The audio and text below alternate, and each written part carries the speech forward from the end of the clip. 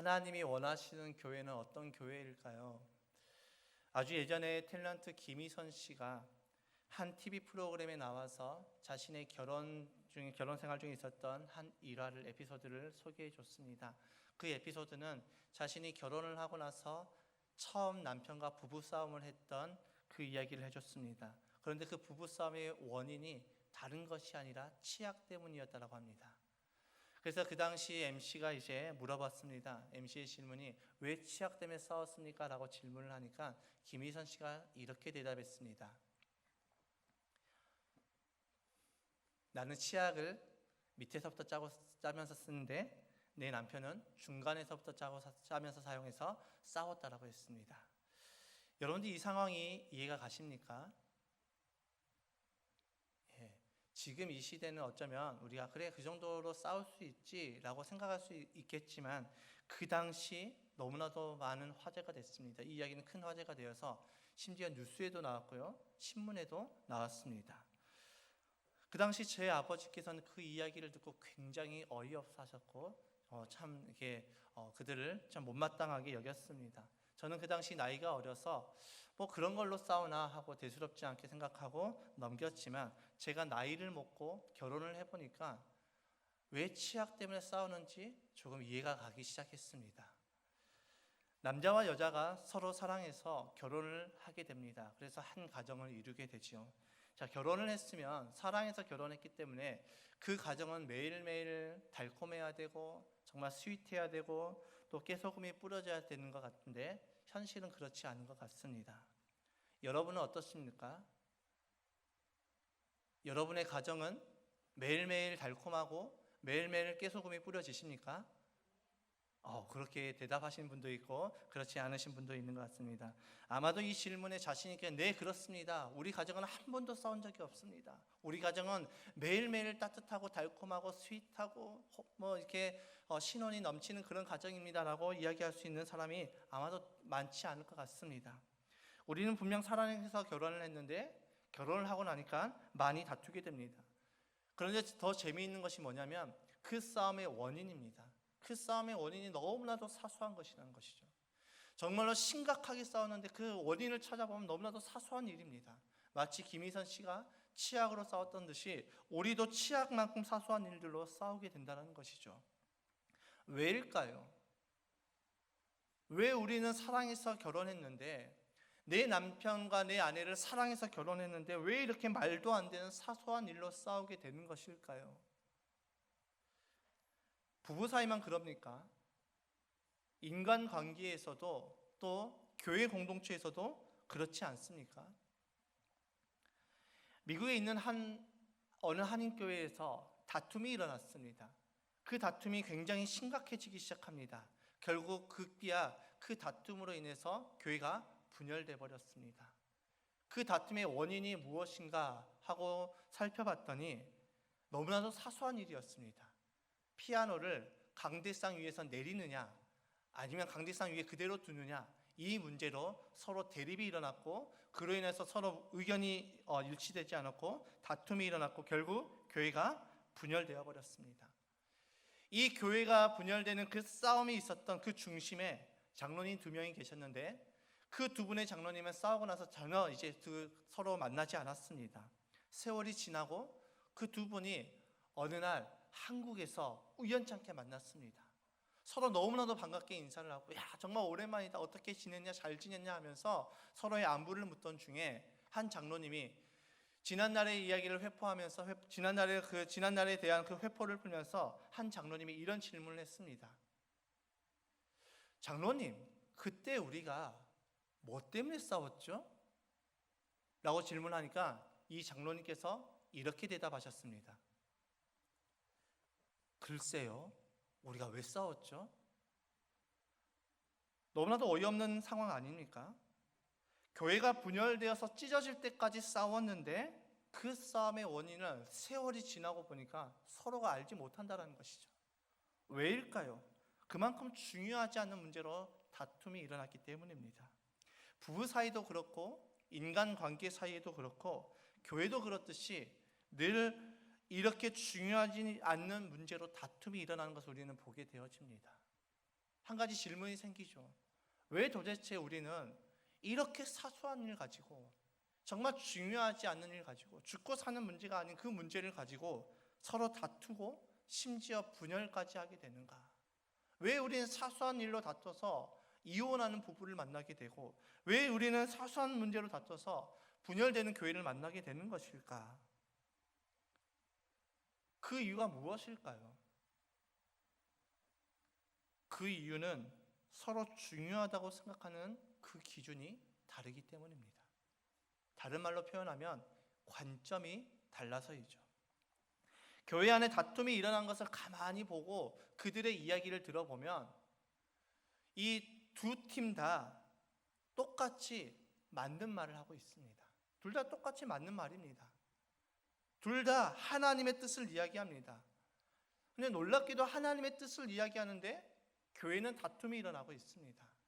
하나님의 뜻인데 교회는 다투고 분열되고 찢어지기까지 합니다. 왜 이럴까요? 서로가 중요하다고 생각하는 부분이 다르기 때문이죠. 왜냐하면 각자의 생각은 다 다르기 때문입니다. 저희 부부가 결혼한 지 이제 12년 차가 되었습니다.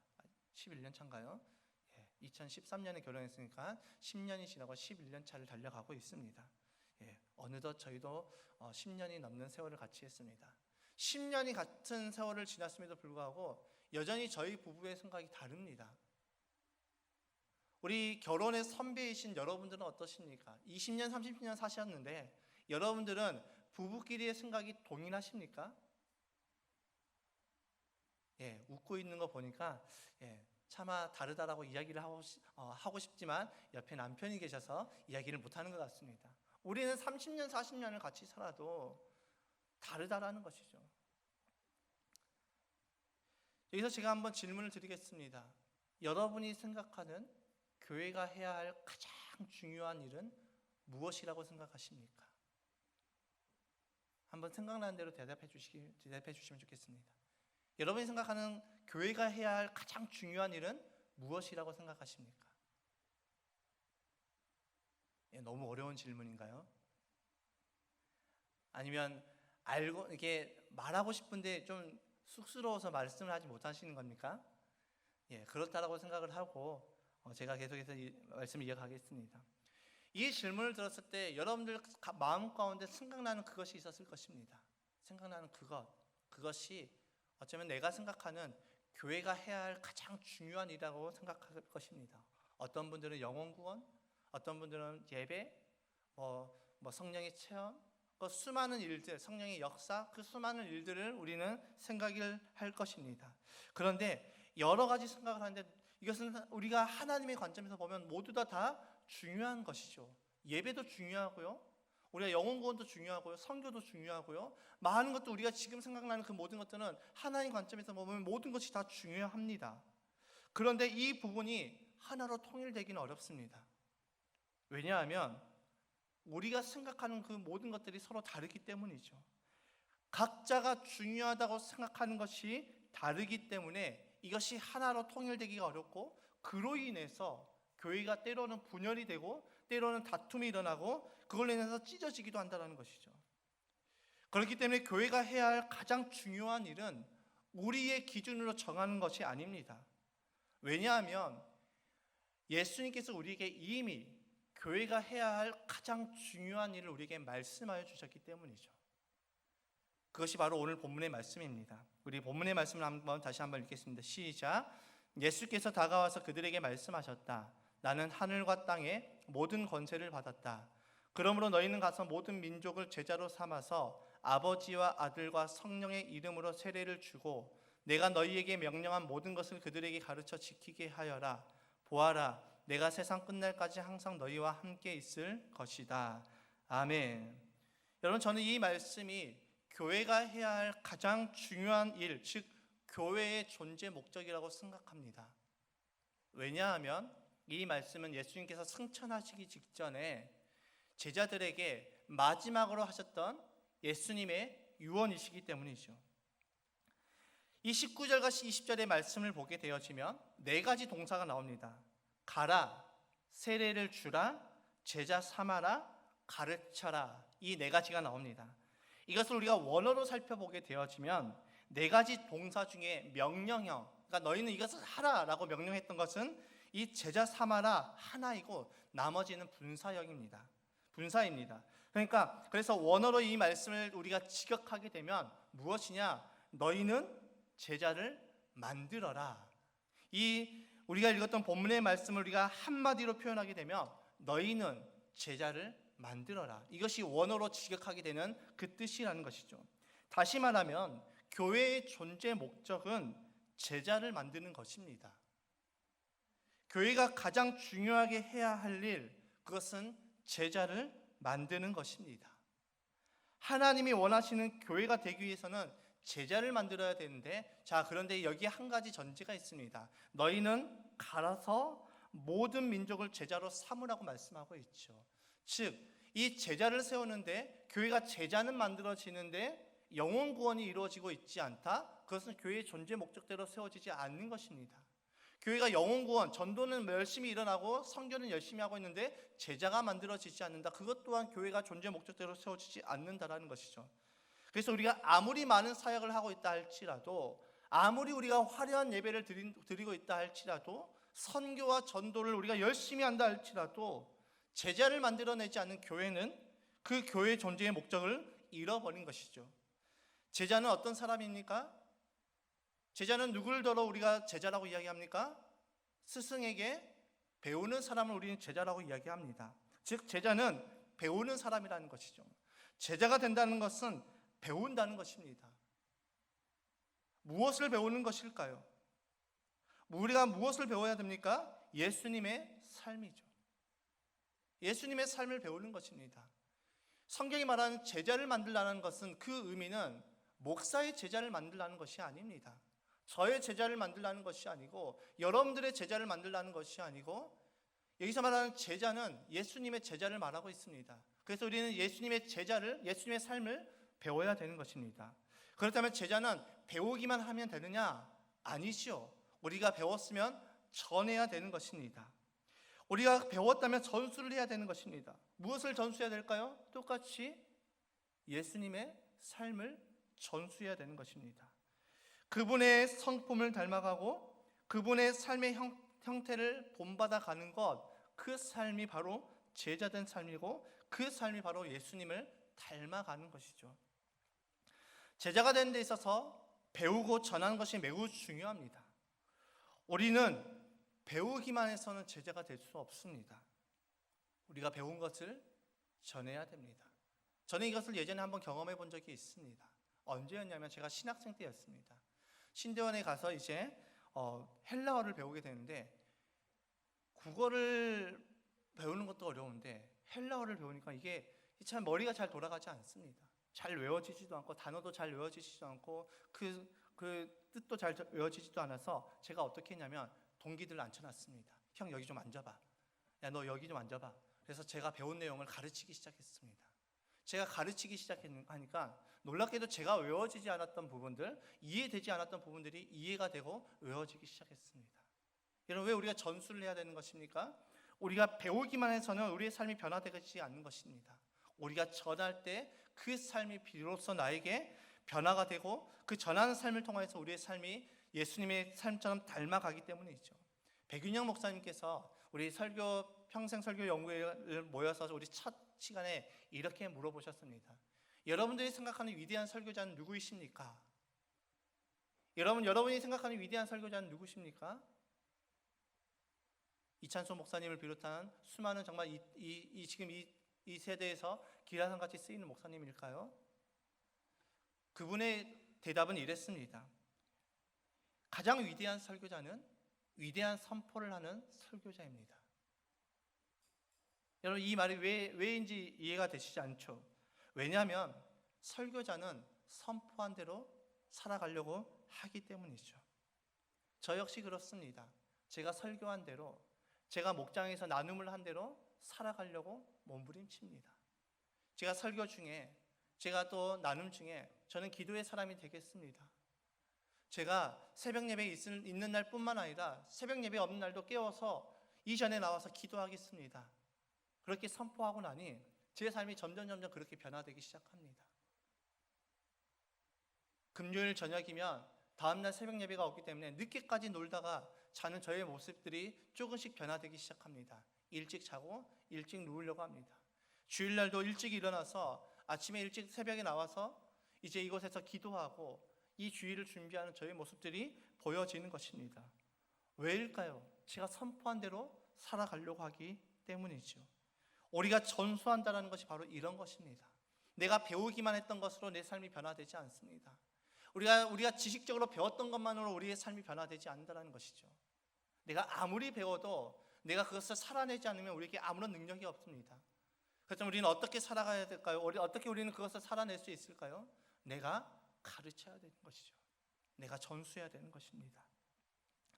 우리가 예수님의 삶을 전수하며 나아갈 때 우리의 삶이 변화되고 예수님을 닮아가게 되는 것이죠.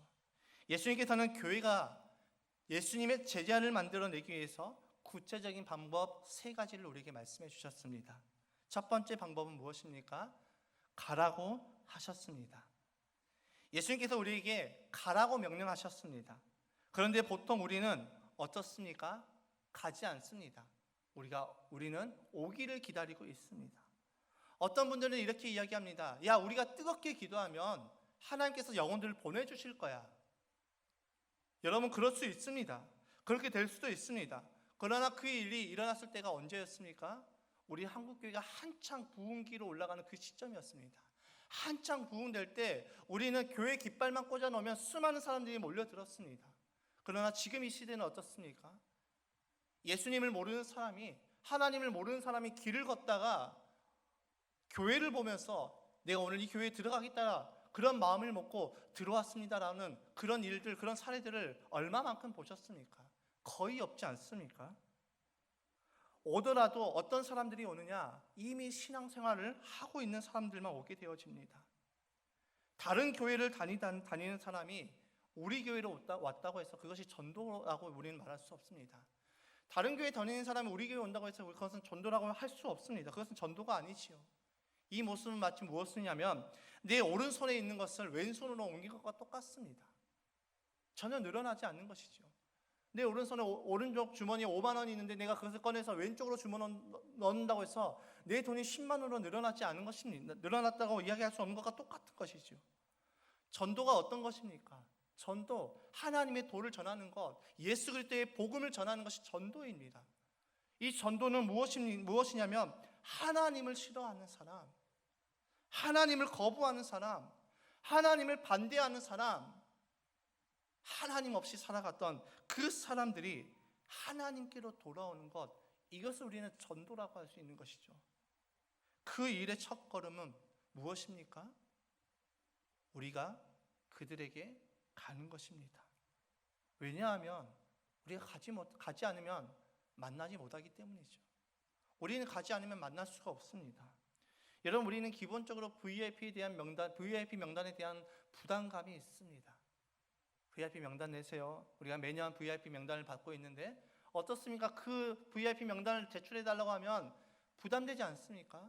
저도 부담됩니다. 왜 우리는 이 VIP 명단에 대한 부담감이 있을까요? 우리의 주변에 비신자들이 없기 때문 아닐까요? 5년에서 7년간 교회를 다니면 주변에 믿지 않는 사람들이 모두 없어진다는 통계가 있습니다. 사실 이것은 우리가 통계를 내보지 않아도 우리의 삶을 점검해 보면 우리는 다 알 수 있습니다. 당장에 저만 봐도 제 주변에 믿지 않는 사람들을 찾아보기가 쉽지 않습니다. 제가 관계를 맺는 사람들 중에 안 믿는 사람을 찾아보기가 쉽지 않습니다. 제가 만나는 사람 대부분은 목회자이고요. 제가 만나는 사람 대부분은 믿는 사람들입니다. 믿지 않는 사람들을 만나려면 제가 일부러 억지로 연락을 해서 찾아가서 만나야 되는 것이죠. 어쩌다가 우리가 이렇게 됐을까요? 왜 어쩌다가 우리의 주변에 믿는 사람들만 가득하고 믿지 않는 사람들이 보이지 않는 걸까요? 어쩌면 우리가 가지 않았기 때문 아닐까요? 그들에게 찾아가야 되는데, 예수님께서는 우리에게 그들에게 가라고 말씀하셨는데 우리는 앉아서 기다리고만 있어서 그런 것은 아닐까요? 우리는 비신자들에게 가야 합니다. 우리가 갔다면 가서 뭘 해야 될까요? 그것이 두 번째 방법입니다. 세례를 주라고 하셨습니다. 안 믿는 사람에게 우리가 다가가서 친해지는 것만으로 끝나버리면 안 됩니다. 그것은 아무 소용 없습니다. 우리는 그들에게 누구를 소개해야 됩니까? 예수 그리스도를 소개해야 됩니다. 그리고 그들이 예수 그리스도를 영접하고 또 세례를 받을 수 있도록 그들에게 우리는 소개하고 세례를 줘야 되는 것이죠. 여러분, 이 세상에 사는 사람들 중에 문제없이 살아가는 사람들이 있을까요? 여러분들 이 자리에 앉아 계시는데 정말로 평안한 마음 가운데 이 자리에 오셔서 앉으셨는데 여러분들의 인생 가운데 문제가 단 하나도 없으십니까?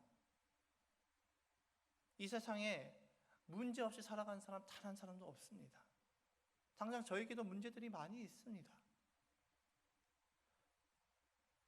모든 사람에게는 각자 저마다의 문제들이 있습니다.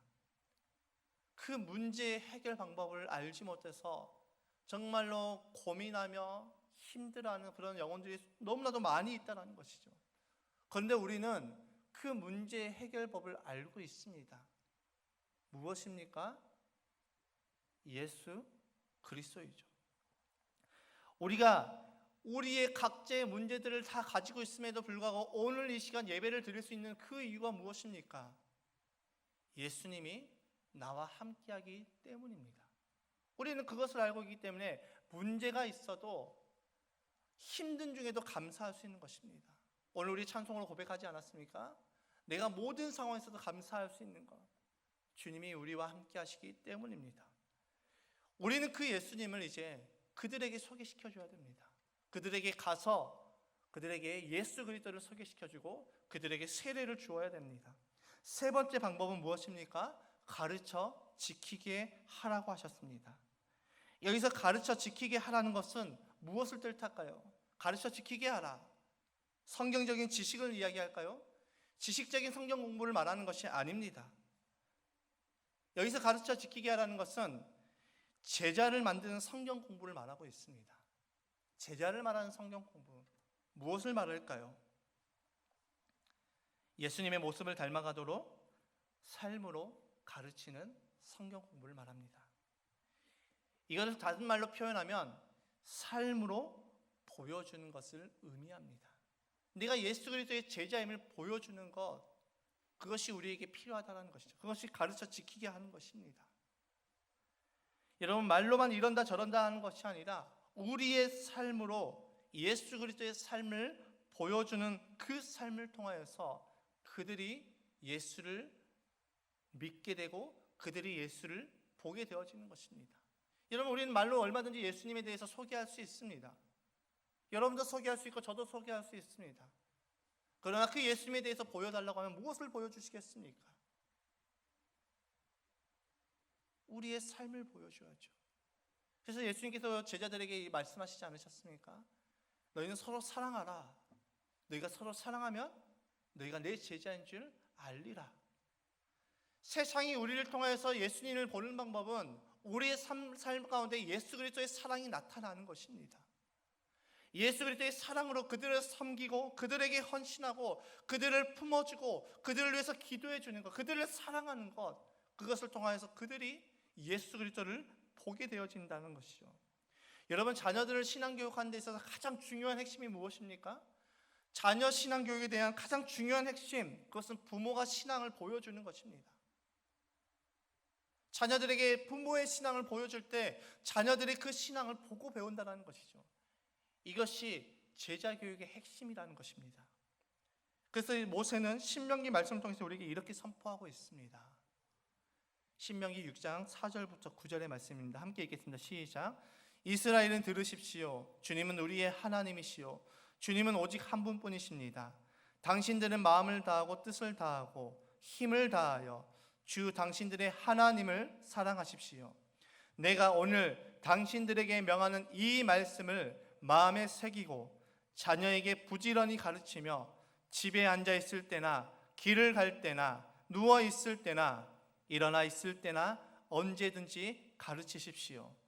또 당신들은 그것을 손에 메어 표로 삼고 이마에 붙여 기호로 삼으십시오.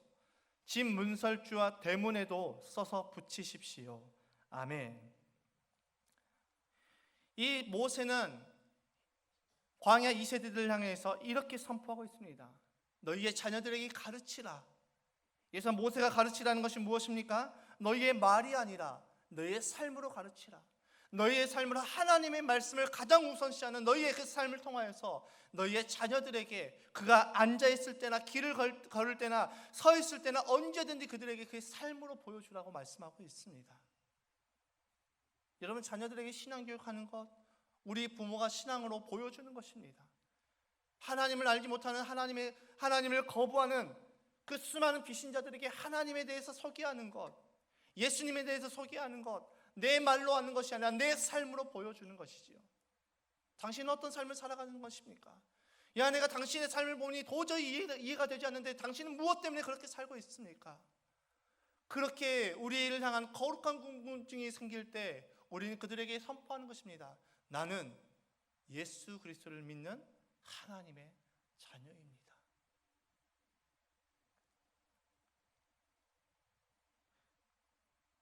우리 교회가 제자를 만드는 교회가 되기 위해서 먼저 우리의 삶이 예수님을 닮아가는 삶으로 변해야 되는 것입니다.